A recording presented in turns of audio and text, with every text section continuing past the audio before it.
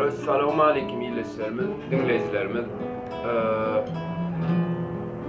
Bizim şu an kayıtça aydımız, bağlaydım bilen, yani tanalayan aydım, onun bir dost oğlum, Müslüm Muhammed diyen dost oğlum, Müslüm aydılıyor. Kalanım dinleyen dinleyelim. Yazıp dilerseniz hemişe takip edin, Fatih Saat edin. Gayet aydımlar geliyor, faiz eden aydımlar, aydım veriyoruz. Bu hakta hiç mesele yok.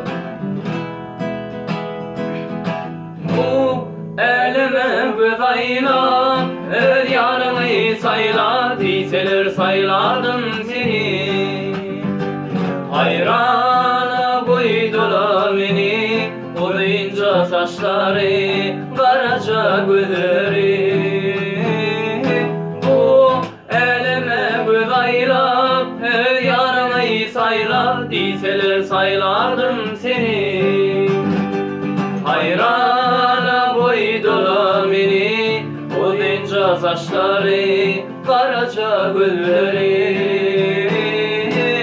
Bala diyeyim de sana, cıkkır cıkkır gülme bana. Sen diyeyim de sana, karşın çıtayıp bakma bana. Balaların balası, yarın barmay ayday bana. Aşıma döna bile yanlarma beni.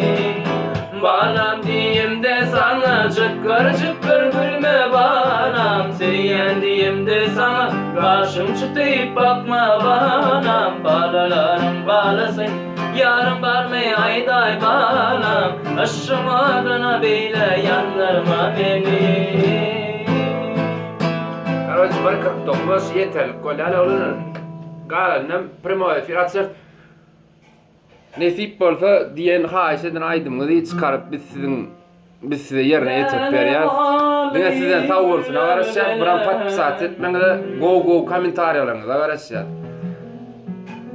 Allah zalat şany üstünlük diläliň. Nesip bolsa o ses Türkiýede çykar. Allah ýol berse, sizin padjaşkaňyzy dilen.